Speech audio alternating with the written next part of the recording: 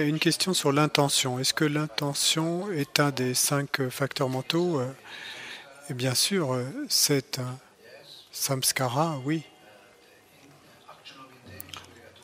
L'action de l'intention, en ce qui concerne le karma, et l'intention, c'est une intention d'agir.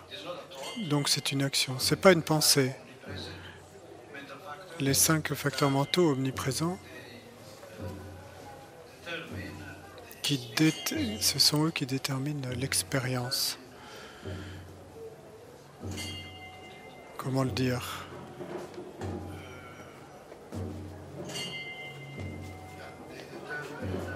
Ils déterminent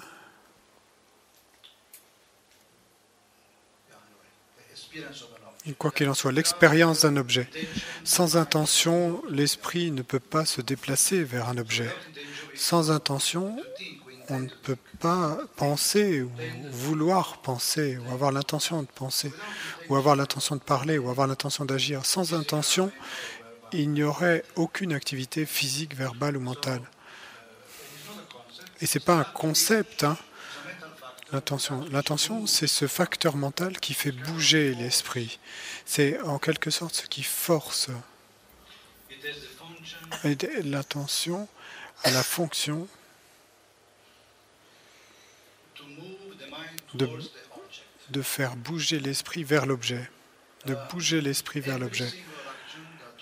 Et toute action que nous commettions, et donc on commet des centaines de milliers d'actions chaque jour, et même le plus petit acte insignifiant qu'il soit mental, verbal ou physique, et chaque acte, même le plus insignifiant, est précédé d'une intention.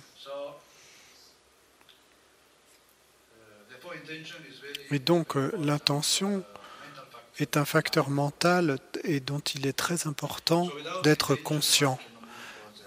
Sans intention, donc, l'esprit ne peut pas bouger vers l'objet, et sans intention, l'action ne peut pas se souvenir de ce que vous avez vu, entendu, pensé.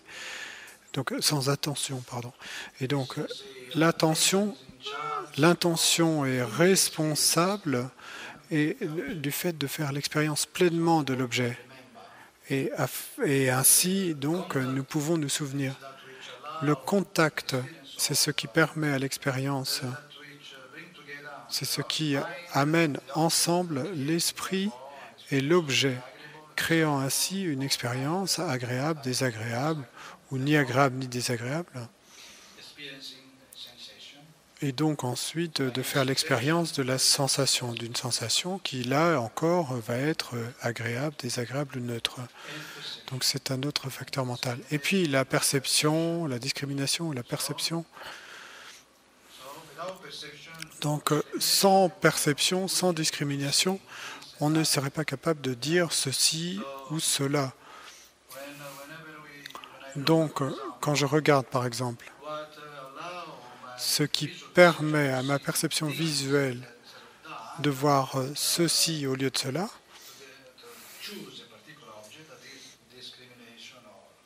et donc choisir un objet particulier, c'est la discrimination, la perception, le discernement. Et donc ce facteur mental est toujours présent. Et on fait l'expérience des choses grâce à la présence de tous ces facteurs.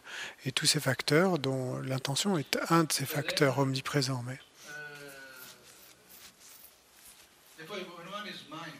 Et donc quand on est conscient, qu'on est attentif, il y a par exemple une intention. Quand l'esprit devient très raffiné, il y a une intention de parler durement à quelqu'un. Il y a une intention quand on critique. Il y a une intention de dire un mensonge. Il y a une intention de dire des choses. Il y a une intention d'agir. Et si on est capable de, par le pouvoir de la familiarisation, d'attraper les intentions et d'attraper l'intention et de lâcher prise de l'intention, de ne pas s'impliquer. Si on est conscient de l'intention et qu'on la laisse être telle qu'elle est, alors l'intention est un facteur mental qui s'élève et qui passe. Et l'intention va également passer. Et si l'intention passe, à ce moment-là, il n'y a pas d'action et il n'y a pas d'activité. Et comme dans l'exemple simple, disons que vous êtes assis et puis que ça vous gratte quelque part. Donc vous êtes conscient de cette sensation. Et si vous êtes conscient, à un certain moment, vous allez ressentir cette urgence de lever la main. Et donc il y a l'intention qui s'élève de lever la main pour aller vous gratter. Et si vous centrez à ce moment-là sur cette urgence de lever votre main, sur cette sensation, sur cette intention, cette force qui fait bouger votre main et qui la fait s'élever, si vous êtes attentif, et si vous verrez, si vous ne suivez pas l'intention et que vous la laissez être telle qu'elle est, vous allez voir qu'elle va s'élever, qu'elle va passer. Et donc, vous allez voir que, en même temps, vous n'allez pas vous gratter, mais vous allez voir aussi que la sensation est désagréable d'avoir quelque chose qui vous gratte va passer également. Donc les deux s'élèvent et passent. L'intention de se gratter et puis et ce qui vous gratte également va s'évanouir. Donc ça c'est un exemple. Et donc en méditation, vous gardez votre corps stable et s'il n'y a pas d'intention de bouger, si vous arrivez à faire ça, et avoir l'intention de bouger, mais que vous laissez l'intention être, les sensations s'élèvent et passent, l'intention s'élève et passe, et donc à ce moment-là, il n'y a pas la main qui va s'élever pour se gratter, etc., ce qui dérangerait votre concentration si vous êtes concentré, que ce soit sur la respiration ou...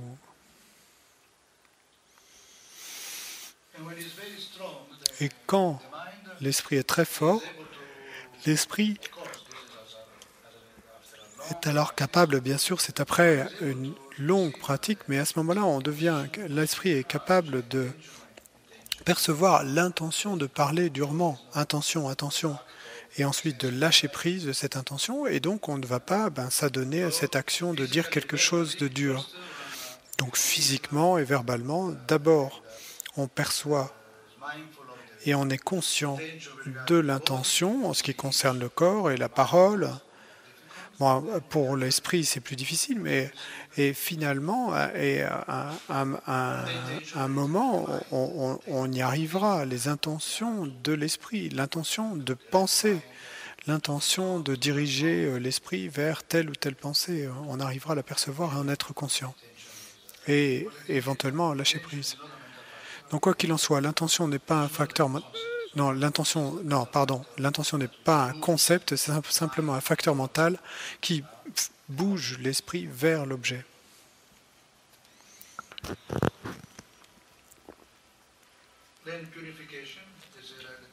Ensuite, il y a une question sur la purification. Est-ce qu'on purifie le karma négatif comme dans la pratique de Vajrasattva en s'adonnant à la pratique de Vipassana? Donc la pratique de Vipassana est appelée le chemin de la purification. Mais en quel sens est-ce qu'on purifie? On purifie en ne réagissant pas. Normalement, nous faisons l'expérience, quand on fait l'expérience de sensation, et s'ensuit la soif, le désir ou l'aversion. Et ensuite, on agit et on accumule de nouveaux karmas. Donc la sensation, constamment, parce qu'on ne lâche pas prise, parce qu'on est incapable de lâcher prise et de la sensation, qu'il soit agréable ou désagréable, alors il s'ensuit une action verbale, mentale ou physique, et action qui va créer une empreinte, une graine. Mais si, par exemple, quand nous faisons l'expérience de douleur, normalement, il y a la sensation, donc cette sensation de douleur est le fruit d'un karma passé, si on en croit le Mahayana.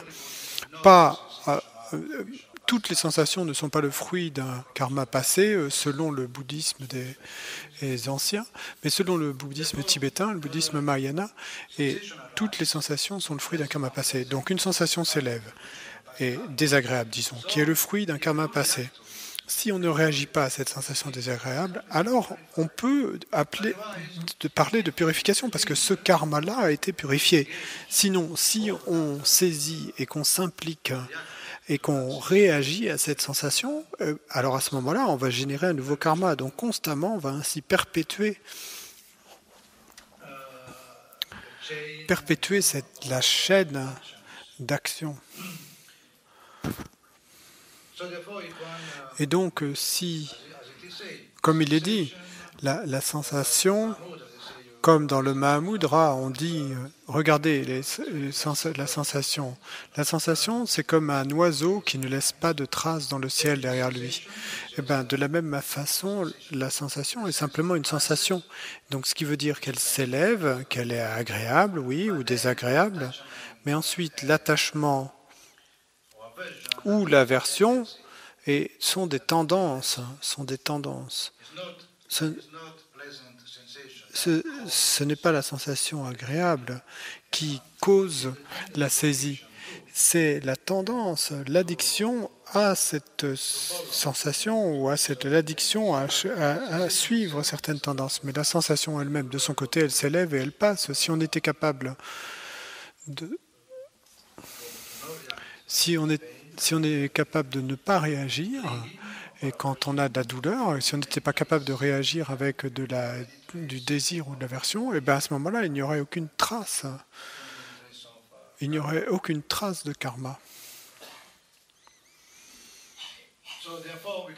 Et donc, on peut parler en ce sens de purification. Donc, on purifie à chaque fois qu'on ressent des sensations désagréables dans notre corps, de la douleur, etc., et qu'on ne réagit pas, et qu'on laisse ces sensations s'élever et mourir d'elles-mêmes, eh bien, on peut parler à ce moment-là en ce sens de purification. Mais on peut appeler cela purification tant qu'on ne réagit pas et tant qu'on ne crée pas de nouveaux karmas, de nouvelles graines. Parce que ça, c'est la réelle purification. En fait, on pourrait dire. Parce que on fait les pratiques de Vajrasattva. Et donc, disons, une retraite de 3 mois. Et puis, le soir, on va faire la fête. On va faire la fête pour célébrer la fin de notre retraite de 3 mois de Vajrasattva. Et combien de karma allez-vous créer pendant cette fête? Il faudrait commencer une nouvelle retraite de 3 mois le lendemain matin pour purifier de nouveau. Donc, la purification des karmas comme Vajrasattva, ça marche tant qu'on apprend à se restreindre et à ne pas réagir et à ne pas créer de nouveaux karmas. Au moins de ne pas créer de karma lourd. Bon, ne pas créer de karma, c'est impossible, sauf si on est un Bouddha ou un Arhat, mais au moins ne pas créer de karma lourd. En réalité, les grands lamas, ils combinent les deux pratiques. Les grands lamas combinent les deux pratiques. La pratique de se restreindre, de la discipline, de ne pas réagir aux sensations, soit avec attachement, ou pas non plus avec aversion. Et puis, en plus de ça, des pratiques de purification, prosternation, etc. Le mieux, c'est de faire ça, c'est de combiner les deux. Parce que, d'un côté, vous pouvez faire des pratiques de vipassana et vous apprenez alors que les karmas passés ont besoin d'être purifiés. Puis quand vous faites les purifications plus classiques, style tibétain, et donc là, le risque de nouveau, c'est qu'on purifie, et puis le lendemain, on crée de nouveaux karmas négatifs. Et donc, on a besoin, à ce moment-là, d'apprendre à se restreindre. On a besoin d'autocontrôle, d'être conscient des sensations, d'être conscient afin de pouvoir créer de moins en moins de négativité. Être conscient de nos réactions, sensations, etc. Donc, la sensation joue un rôle très important dans l'accumulation de nouveaux karmas.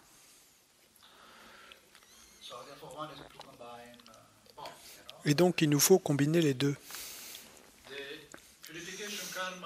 La purification des karmas dans le bouddhisme tibétain est particulièrement importante parce qu'en purifiant les karmas dans le contexte de la méditation,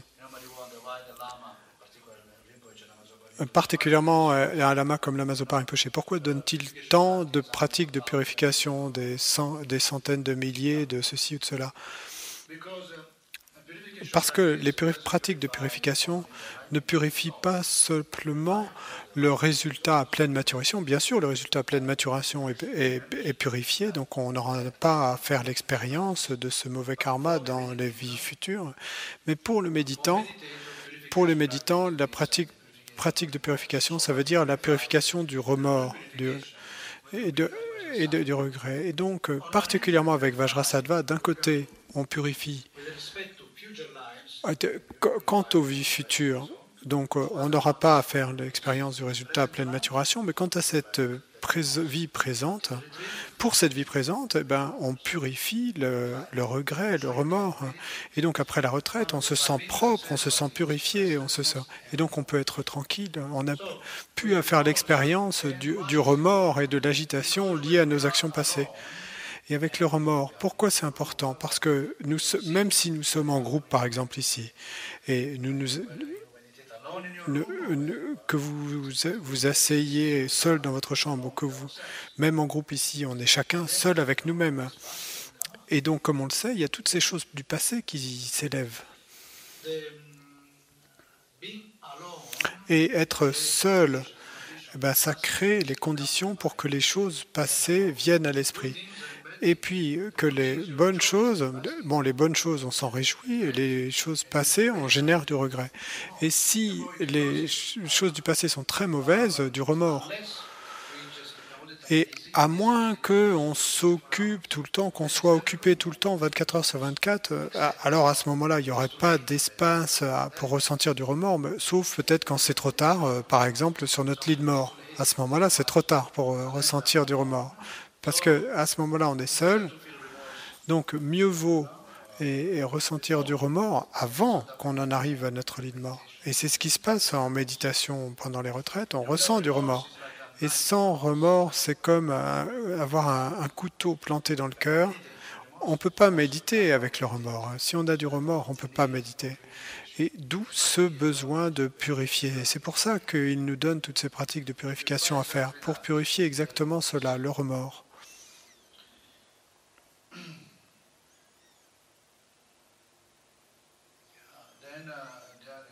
Ensuite, les autres questions. J'ai oublié les autres questions. Il y avait une question sur le lamrim. Comment faire cadrer cette pratique de vipassana dans le lamrim? Le truc, c'est que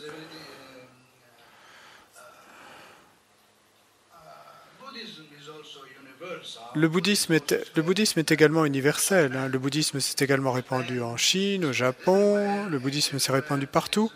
Et partout, le bouddhisme s'est structuré différemment pour différentes sociétés, pour des cultures différentes. Et dans le bouddhisme tibétain, Atisha a conçu ce lamrim, mais parfois, quand on entend ça, on a l'impression que si c'est pas du lamrim, c'est pas du dharma, parce qu'on devient tous très dogmatiques. Et alors on va se dire, mais les Chinois, les Japonais, ils n'ont pas le lamrim, et les autres en Asie du Sud-Est. Non, mais le dharma, c'est le dharma. Comme je l'ai déjà dit dans le passé, il n'y avait pas de communication entre tous ces pays. Tous ces pays étaient fermés. Ces pays étaient fermés et chacun chérissait sa propre tradition. Il ne connaissait rien les gens d'Asie du Sud-Est, les pratiquants bouddhistes en Asie du Sud-Est ne savaient rien de ce qui se passait au Tibet. Et ils pensaient simplement que les Tibétains jouaient de la trompette et qui jouaient avec des crânes, ce genre de choses. Et en Asie du Sud-Est, ils ne savaient pas ce qui se passait en Chine. En Chine, ils ne savaient pas ce qui se passait en Sri Lanka. Ouais. Donc, et chacun était très éloigné des autres. Et il y avait de l'ignorance, en fait. De nos jours, c'est différent. On est exposé, on connaît. On sait. Et donc, on est exposé à toutes ces méthodes différentes. Et il semble que quelle est la principale qualité du Bouddha? Pourquoi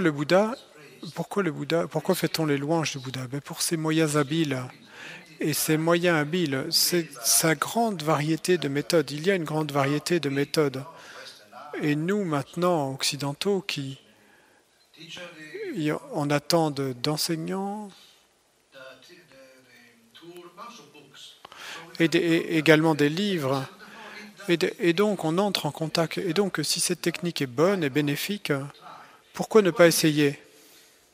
Le truc, c'est que, c'est vrai, aussi longtemps que vous restez dans votre propre tradition, vous pouvez tout essayer. Mais le problème, c'est que si vous sautez d'une tradition à l'autre et que vous n'arrivez pas à vous décider, ça c'est un problème. Mais à l'intérieur de votre propre tradition, vous pouvez essayer d'intégrer des choses d'autres traditions.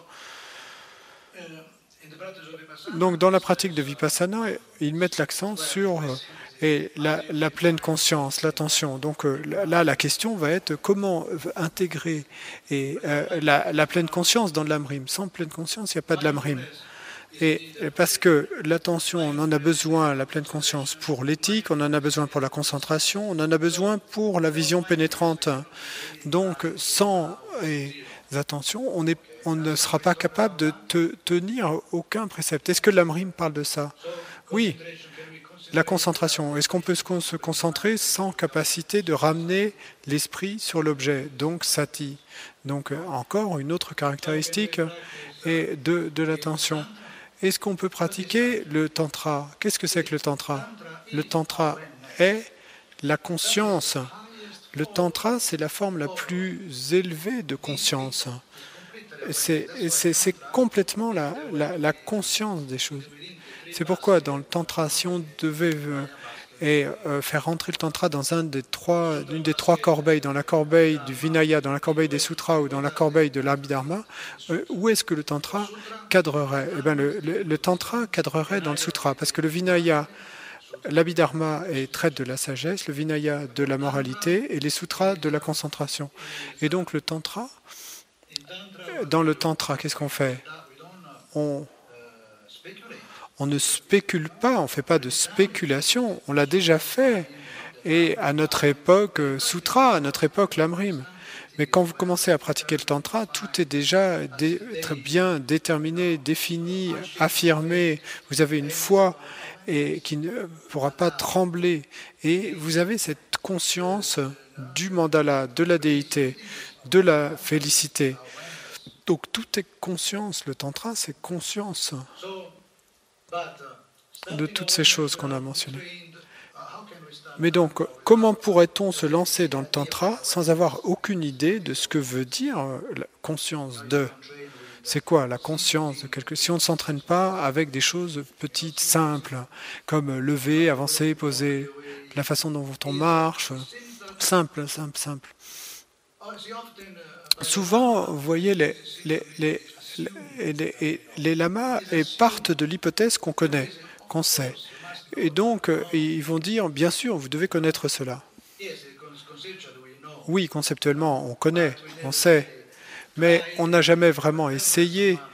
Il n'y a jamais quelqu'un qui nous a fait le pratiquer, qui nous a fait essayer de construire une attention un peu stable, vraiment une présence. Donc, il nous faut bien commencer quelque part. Donc, la pratique de Vipassana nous enseigne cela, et donc est très utile pour cela. Elle nous aide à... J'aime la façon dont Chögyam Trungpa appelle le Hinayana, le chemin étroit.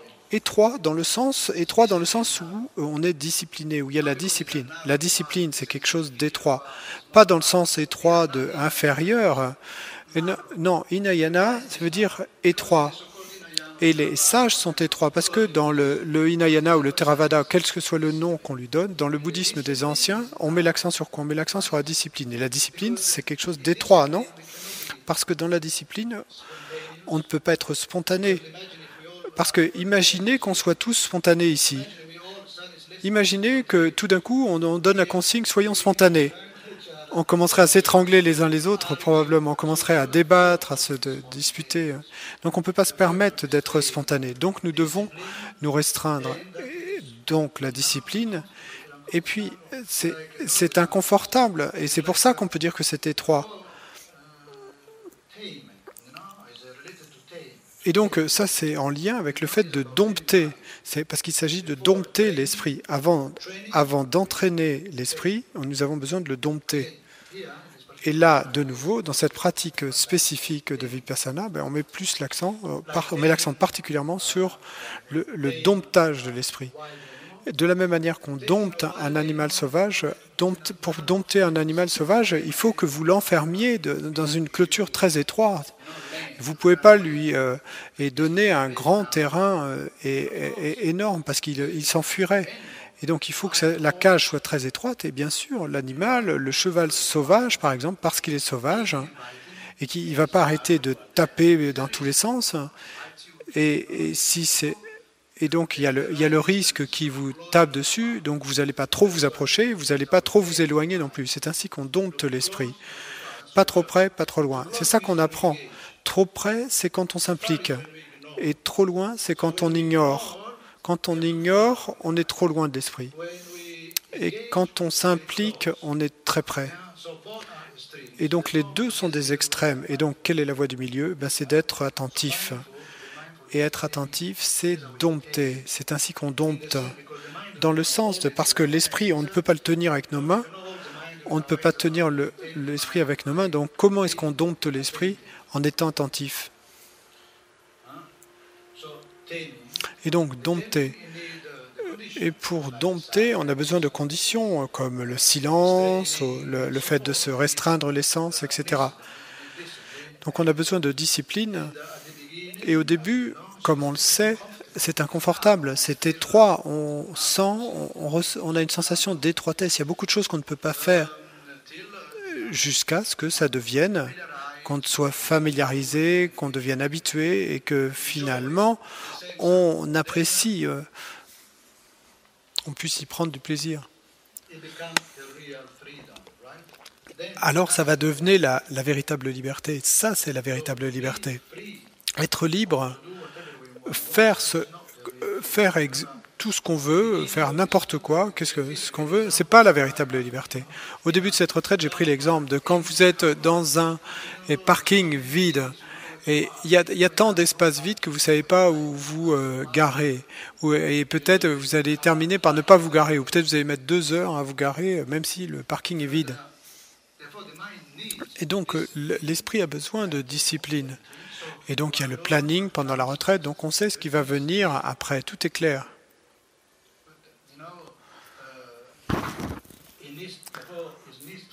Et donc le cadre doit être étroit, il doit y avoir la discipline. Comme on l'a dit de nombreuses reprises, et le week-end arrive, et puis tout d'un coup, on ne sait pas, on a tellement de choses qu'on pourrait faire qu'on termine par ne rien faire, parce qu'on est confus, on ne sait pas quoi faire. Et quand finalement vous allez décider où aller pendant le week-end, c'est déjà lundi. Donc ça c'est la liberté. Et la liberté, on n'arrive pas à la gérer. Le truc, c'est qu'on n'arrive pas à gérer la liberté. Et donc la discipline, en réalité, est bonne. Et donc dompter, donc la pratique, dans cette pratique ici, il s'agit de dompter l'esprit. Et c'est pas du lamrim, ça?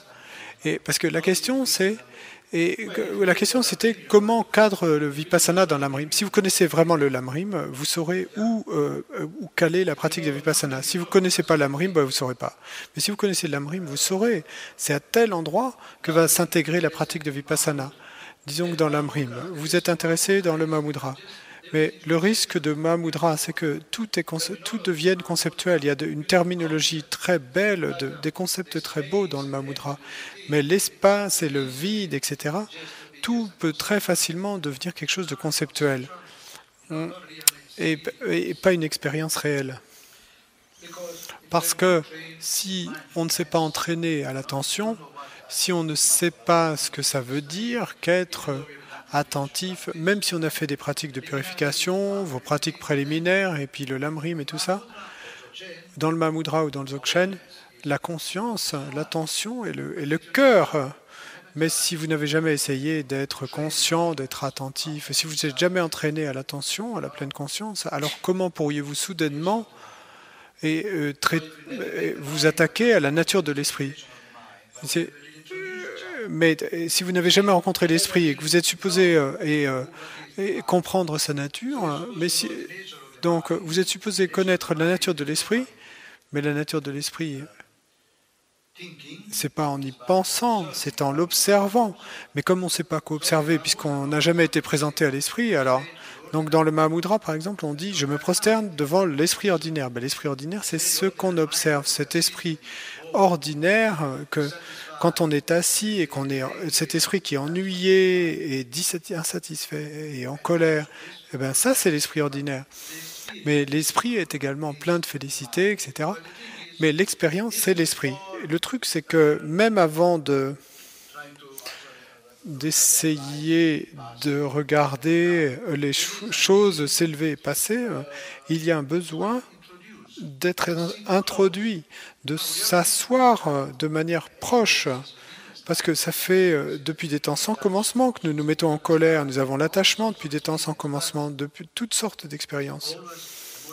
Mais toujours de manière émotionnelle, toujours de manière confuse, toujours avec la peur. Nous ne sommes jamais assis avec la colère. Qui veut s'asseoir avec la colère? Personne. Et donc ici, eh ben, on essaye de s'asseoir ensemble, sans se déranger. Je ne vous dérange pas, vous ne me dérangez pas. Et on s'assoit avec la colère. Et on commence à voir le visage de la colère. Et alors, on pourra dire, et ensuite on pourra s'intéresser à sa nature. Mais d'abord, il nous faut apprendre à nous asseoir avec la colère, l'attachement, etc. Donc il faut être présenté, il faut nous présenter l'un à l'autre, nous présenter à l'esprit, être présenté à l'esprit. Bon, ça a pris longtemps pour cette question, mais donc Vipassana s'intègre dans le Lamrim. Comme j'ai dit, si on connaît le Lamrim, on saura où intégrer cette pratique. Et particulièrement, pour parler strictement, si on regarde le Lamrim dans le contexte d'être de capacité initiale, intermédiaire et supérieure, eh ben, dans la pratique du renoncement, dans la pratique de l'être de capacité intermédiaire, et la pratique de Vipassana va être particulièrement utile parce que ça va aider à générer ce sens d'être sans passion avec la vie ou pour la vie. Et sans ce sens d'être sans passion, on ne pourra jamais s'asseoir, on ne pourra jamais méditer. Parce que si on aime trop la vie, on ne pourra pas s'asseoir. Et si on aime trop, parce que si on aime trop la vie, aimer dans le sens de saisir, d'être attaché, on est complètement amoureux avec la vie, on est complètement obsédé par la vie. Et donc, quand on s'assoit, l'esprit va à droite, à gauche la semaine prochaine, et j'aimerais faire ceci et faire cela avec telle personne. Et comme ça, on est complètement amoureux de la vie. Et donc, le méditant a besoin de créer un sens d'être et sans passion. Et vous voyez, c'est pas comme, ça ne veut pas dire abandonner la vie. Hein. Être sans passion, ça veut dire que vous faites toujours les choses, vous mangez toujours, vous parlez toujours, vous faites toujours des choses, mais sans attachement. Et l'opposé de passionné, ben c'est, je ne sais pas comment on dit, c'est sans passion. Mais la question, c'est est-ce que vous appréciez autant les choses que quand vous êtes passionné? Le Bouddha ne va pas nous tirer par l'oreille. En fait, c'est un choix. Hein. Le Bouddha nous dit il y a l'attachement, il y a le non-attachement. À vous de choisir. Hein. Et c'est pas qu'on va vous taper dessus et qu'on va vous faire aller dans les royaumes inférieurs parce que vous ne suivez pas le conseil et que vous désobéissez au Bouddha. Non, le Bouddha nous dit, eh ben, voilà comment vous allez vous sentir si vous êtes sans passion, voilà comment vous allez vous sentir si vous êtes passionné, complètement attaché. Donc, et il y a un choix à faire. Et être passionné, bon, bien sûr, on ne peut pas dire être passionné quant au fait d'être sans passion. Mais ici, quand on dit passion, on parle de saisie, d'attachement, d'être trop obsédé dans ce sens-là. Et donc, on parle des conséquences de cela, de cette attitude. La conséquence de l'attachement, ben, c'est qu'on n'a jamais assez, on n'est jamais content, etc.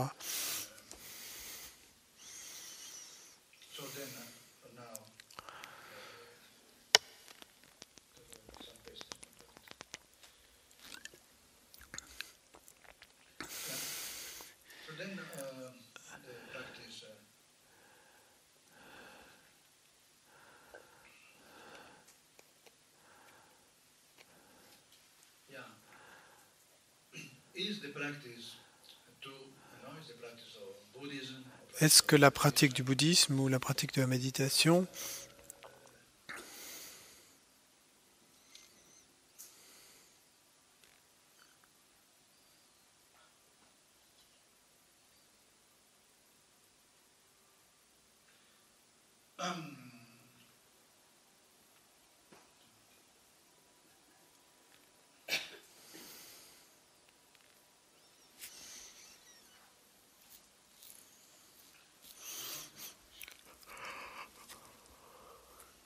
pas bénéfique, mais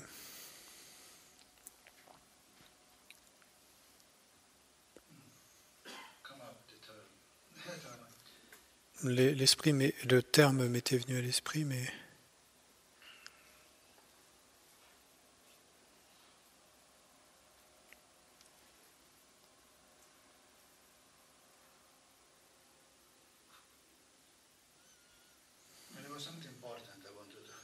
il y avait quelque chose d'important que je voulais dire,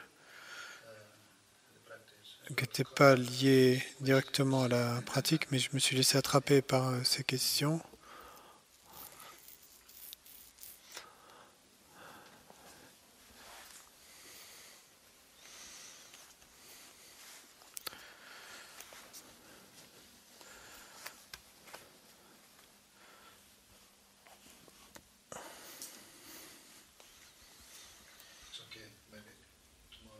Bon, peut-être que demain, ça reviendra.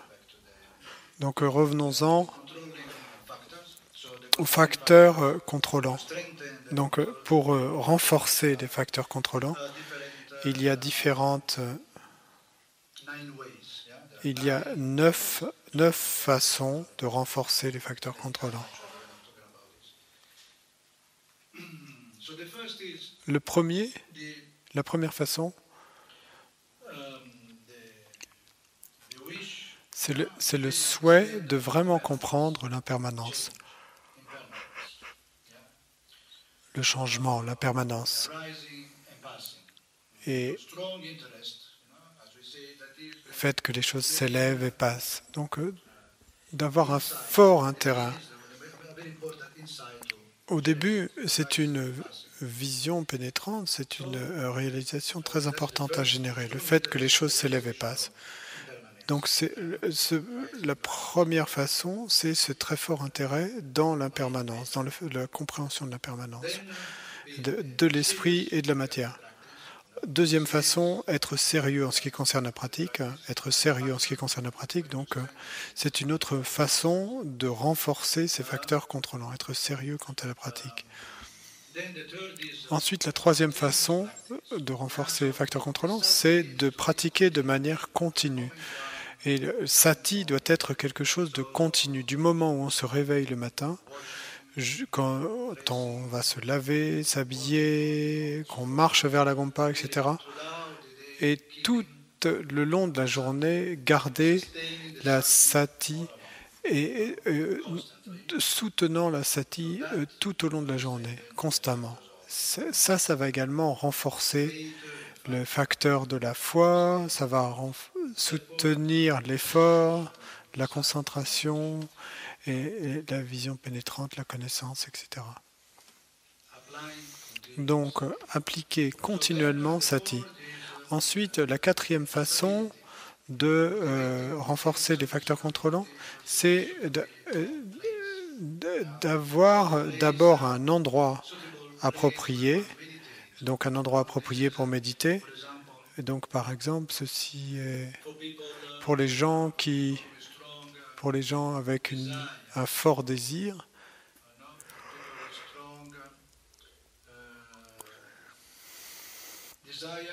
Pour les gens avec un fort désir, l'endroit où on médite l'endroit devrait être très attirant. Avec les gens avec beaucoup de colère, d'aversion, de haine,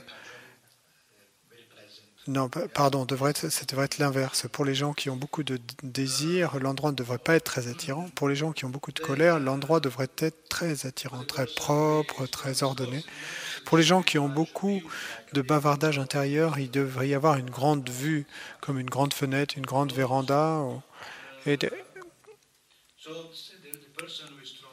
et pour la personne avec une grande foi, même chose que la personne avec beaucoup de colère. Et un endroit très beau et agréable pour méditer. Donc ça, c'est quant au fait que l'endroit soit approprié pour méditer. Mais là, on parle de débutants, évidemment. Ensuite, l'endroit doit non... Il faut également que les ressources en nourriture soient appropriées. Donc, il faut que la nourriture puisse être facilement procurée. Et pour un moine, bon, dans le passé, il fallait mendier la nourriture, mais de nos jours, c'est pas le fait de mendier, c'est d'avoir un restaurant tout près pour les moines. Non, je blague. Mais en retraite, un endroit où vous puissiez facilement pouvoir faire vos courses ou vous procurer votre nourriture. Donc, que l'endroit soit approprié en termes de ressources pour la nourriture. Puis que la nourriture elle-même soit appropriée. Nourriture appropriée, c'est également important parce que de nos jours, les gens voyagent. Dans le passé, les pratiquants comme la Sangha, bon, parce qu'il s'agissait vraiment beaucoup de la Sangha, et donc ils voyageaient pas tant, donc et ils étaient habitués à un type de nourriture, et puis comme ils ne voyageaient pas, bon, ils étaient toujours habitués, et la nourriture n'était pas un problème. Et de nos jours, par exemple, si vous voyagez, que vous allez en Orient, bon, si vous avez des problèmes de digestion, des problèmes d'estomac à cause de la nourriture, parce que vous êtes en Asie, donc ça, ce sera un problème. Donc il est important, en ce qui concerne la nourriture, de savoir ce qui vous convient. Et afin que ça ne devienne pas une distraction, parce que souvent la nourriture devient une distraction. Ici, c'est pas le cas, parce que ici vous êtes satisfait par de la nourriture, et ensuite vous pouvez vous concentrer pour pratiquer. Mais sinon, et ça amène de l'insatisfaction, parce que nous restreignons tous les sens. Mais nous pouvons quand même manger. Donc si en plus la nourriture n'est pas si bonne, alors pour le méditant débutant, ça devient un problème sérieux. Quand vous êtes un méditant avancé, bon, à ce moment-là, c'est différent. On vous donne quoi que ce soit, vous mangez quoi que ce soit qu'on vous donne, et vous supportez différentes nourritures parce que vous savez que c'est pas la chose la plus importante. Votre esprit est fort, bien entraîné, mais au début, et ça fait une différence. Après, il faut également que soit le temps, une parole appropriée. Donc, si vous êtes dans un endroit où vous avez des conversations, par exemple, vous habitez un monastère ou un centre du Dharma où il y a des retraites, donc avoir des conversations appropriées où vous parlez de Dharma et vous ne perdez pas de temps à commérer des choses inutiles. Ensuite, des compagnons appropriés, donc ça c'est extrêmement important, les compagnons appropriés, des gens qui partagent le même intérêt. Pourquoi est-il difficile de continuer la pratique après la retraite? Parce que quand les gens retournent à leur famille, à leur environnement habituel, à leur pays, ou quel que soit l'endroit où ils repartent, il n'y a pas de sangha. Et au sens plus général, il n'y a pas de sangha, de gens avec qui partager leur intérêt pour la pratique du Dharma. Donc ça, c'est aussi très important, d'avoir des compagnons appropriés, puis un temps approprié, une météo appropriée. Bon, ça c'est intéressant parce que regardez où le bouddhisme s'est développé. Il s'est développé un endroit où il fait un froid glacial, au Tibet, d'autres endroits en Asie du Sud-Est où il fait si chaud, au Tibet si froid. Le Japon également est très froid en hiver. Donc un temps, un climat approprié. Donc là de nouveau, et on parle des débutants. Pour les débutants, c'est très important. C'est pas si important, mais si c'est un climat agréable, pas trop chaud, pas trop froid, ça aide. Et comme vous l'avez vu, les 6 derniers jours, ça a été un véritable défi, un véritable challenge très difficile. Donc vous avez été très bon par rapport à ça.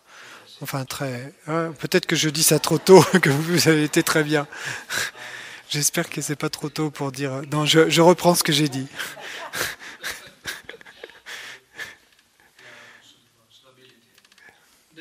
Donc un climat est approprié. Ensuite, la façon suivante de renforcer les facteurs contrôlants, c'est de se souvenir du process, de comment on progresse vers la concentration. D'abord, je dois faire ceci, cela, ne pas oublier. Et tout le processus qui mène à shamatha, par exemple, à la concentration, ne pas oublier les différentes étapes, etc. Donc, par exemple, on doit être assis confortablement, la conscience du corps, la respiration d'une certaine façon, etc. Ensuite, il faut également que ce soit approprié. Bon, une autre façon encore de renforcer ces facteurs contrôlants, c'est de cultiver les 7 facteurs de l'éveil, dont on parlera plus tard. Ensuite, la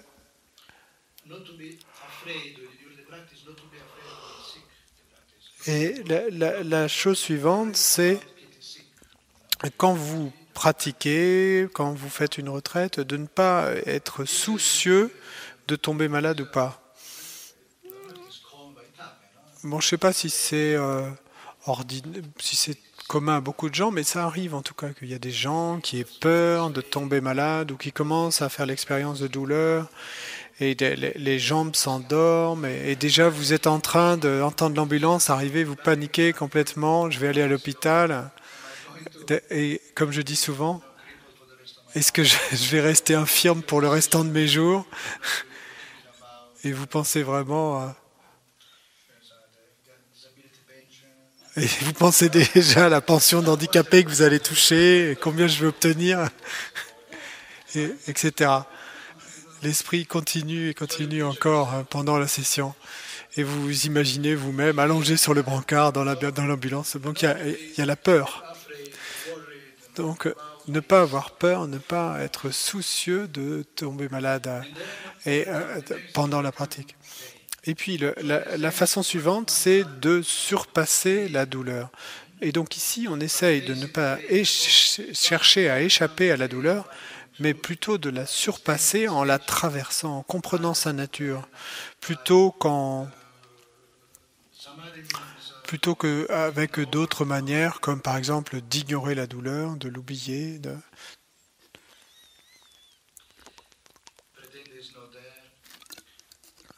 de prétendre que la douleur n'est pas là. Bon, avec la douleur, c'est difficile de prétendre qu'elle n'est pas là, mais pendant 10 jours. Mais quoi qu'il en soit, l'idée donc là est de surpasser la douleur en comprenant sa nature, donc en étant conscient, etc. Et puis, la dernière façon de renforcer les facteurs contrôlants, c'est de ne pas abandonner la pratique à mi-chemin. Et donc ne pas quitter la retraite avant qu'elle soit terminée ou ne pas arrêter la pratique.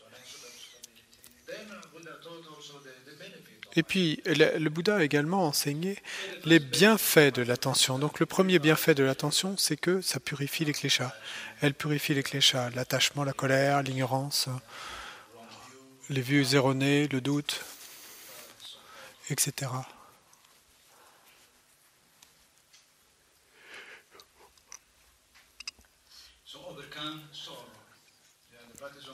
Et puis la pratique de l'attention, et c'est pour, le Bouddha l'a mentionné souvent, et pour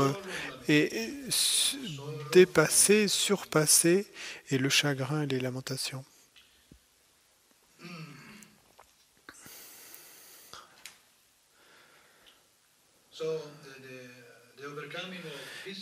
Et donc surpasser les douleurs physiques et puis également surpasser les douleurs mentales.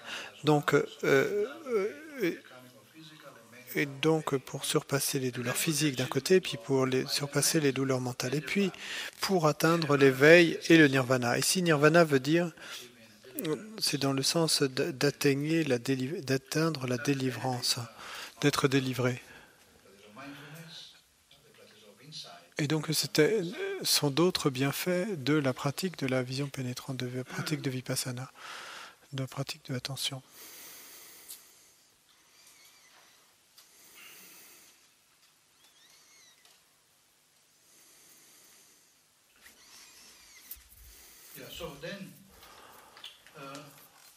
Ensuite, quand nous pratiquons, quel est le cadre? Quel est le cadre de la pratique? Le cadre de la pratique, ce sont les 4 nobles vérités. La vérité de la souffrance, la vérité de la cause de la souffrance, la vérité de la cessation et la vérité du chemin qui mène à la cessation.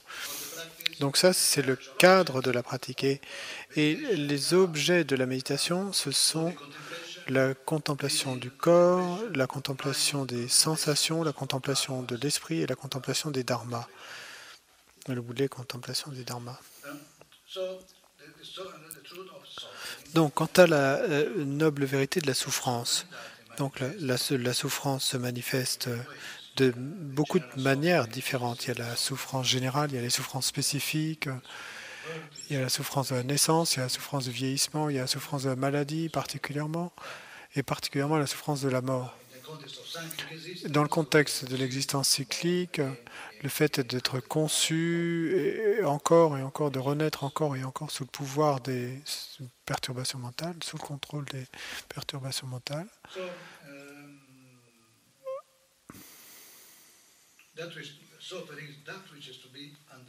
Et donc, la souffrance, c'est ce qui doit être compris.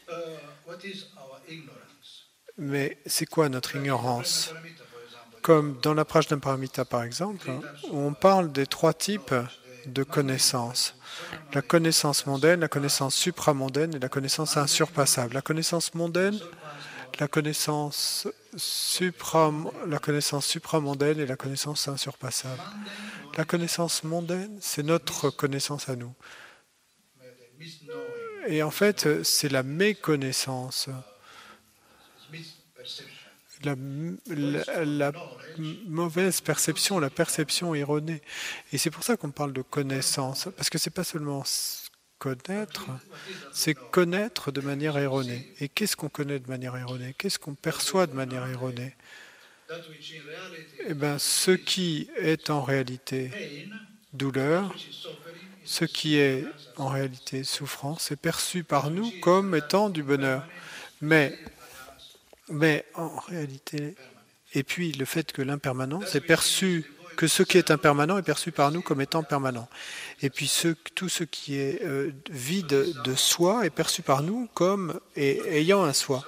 Donc ça, c'est la connaissance mondaine. La connaissance supramondaine, la connaissance supramondaine, c'est de voir les choses telles qu'elles sont. Donc ce qui est souffrance, de le voir comme souffrance, ce qui est impermanent, de le voir comme impermanent, et ce qui est vide de soi, comme de le voir comme vide de soi. Donc ces 3 caractéristiques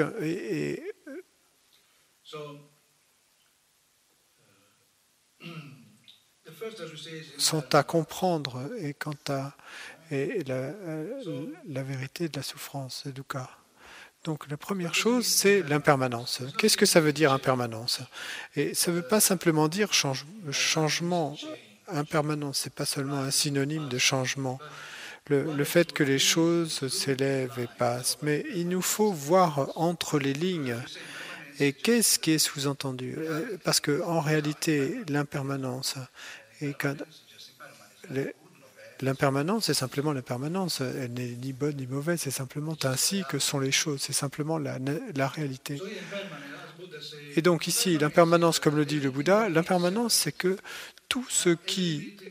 toute rencontre mène à une séparation. Donc ça, c'est de la souffrance. Toute rencontre mène à une séparation. Toute naissance mène à la mort.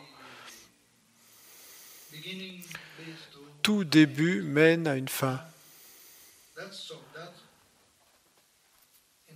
Donc ça, c'est l'impermanence. À cause de l'impermanence, nous nous rencontrons et nous nous séparons. Nous naissons et nous mourons.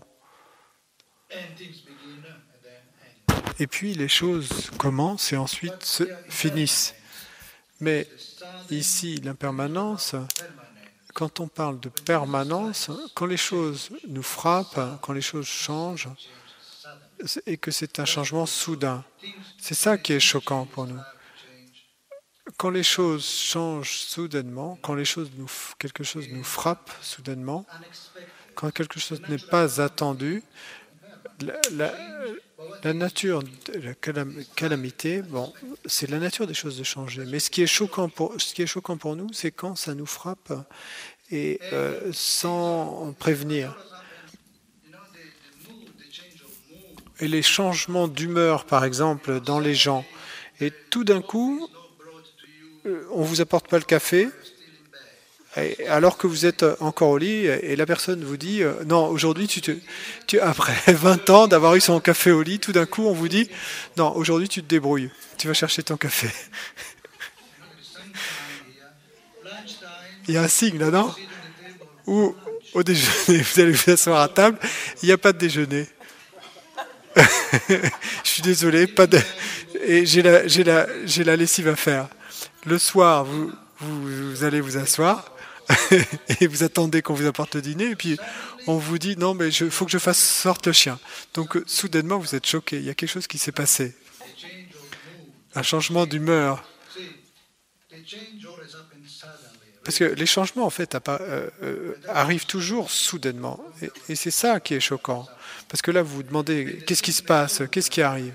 Et là, avec la maladie, c'est pareil. La maladie, quand elle frappe soudainement.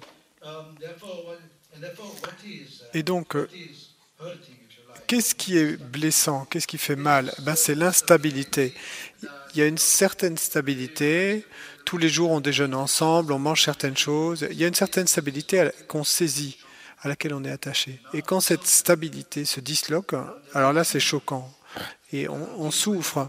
La routine, quand la routine tout d'un coup dérape, est dérangée, alors on est choqué. Et donc la plus grande routine qui puisse nous déranger, ben, c'est la mort. Quand quelqu'un meurt, c'est choquant. La vie change complètement. Et on est complètement perdu. Et donc ça, c'est l'impermanence qui frappe. Quand elle frappe comme ça, c'est choquant. Et donc, vous vous souvenez, je vous ai dit le premier jour que mon beau-frère était mort. Et le jour des funérailles, ma tante est morte également. La femme de mon oncle, le frère de ma mère. Et donc, elle est morte pendant les funérailles de mon beau-frère. Bon, bien sûr, il n'avait pas d'enfant.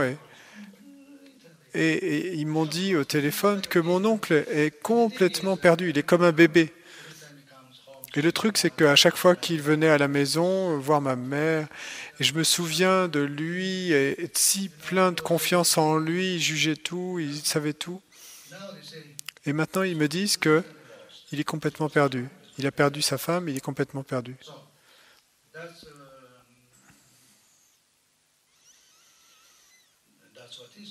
Mais c'est ça le changement. C'est pas juste le changement. Quand le changement arrive, c'est soudain. Et c'est ça la souffrance. Il n'y a jamais, même parfois on dit qu'il y a des avertissements et donc on se doute que ça va arriver parce que la personne était à l'hôpital, etc. Mais bon, quand même, quand ça arrive, c'est toujours soudain. L'impermanence est toujours soudaine, est toujours inattendue. Et donc, ça, c'est un facteur, c'est que c'est inattendu. Et l'autre facteur, c'est que ça dérange la routine, et d'où donc l'instabilité. Et donc,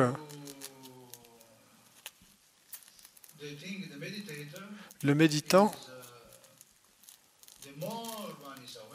plus on est conscient de cela, moins on est choqué, moins on sera choqué quand la permanence va frapper. Et donc on arrivera à accepter. Ce sera toujours choquant, mais ce sera moins choquant quand on sera familiarisé. Parce que c'est quoi la réalisation de l'impermanence? C'est quoi la réalisation de l'impermanence? C'est pas qu'on ne connaisse pas l'impermanence. C'est comme pour la réalisation de la mort. Et après j'arrêterai. Mais la réalisation de la mort, c'est pas qu'on médite pour 10 ans et que tout d'un coup on se dise « Ah, je vais mourir ». Et vraiment, vous ne le saviez pas avant? Vous n'avez jamais su que vous alliez mourir? Donc la réalisation, parfois, ça sonne comme si la réalisation de la mort, c'est que vous méditiez sur la mort et que tout d'un coup, vous réalisiez que vous devez mourir. Mais il n'y a pas besoin de faire une retraite pour ça. N'importe qui, et vous pouvez demander à n'importe qui dans la rue, si vous leur demandez est-ce que vous allez mourir, ils vont dire oui, bien sûr, il n'y a pas besoin de faire une retraite pour ça. Donc on ne fait pas une retraite, on ne médite pas pour découvrir qu'un jour on va mourir, on fait une retraite pour être conscient de la mort. C'est la conscience de la mort. La réalisation, c'est la conscience de la mort. C'est la conscience de la mort. Donc, et donc, l'acceptation de la mort, la pleine acceptation. Donc, alors, dans l'esprit, il y a cette conscience, cette réalisation de la mort. Et donc, quand la mort arrive, que ce soit notre mort ou la mort de quelqu'un d'autre, on n'est pas pris par surprise. Ça ne dérange pas autant notre routine. C'est accepté. On sait à ce moment-là. Et donc, ce souvenir de la mort, la méditation du Lamrim, en fait, c'est la conscience de la mort, c'est ce souvenir de la mort. C'est ça. On est supposé se souvenir de la mort, d'en être conscient.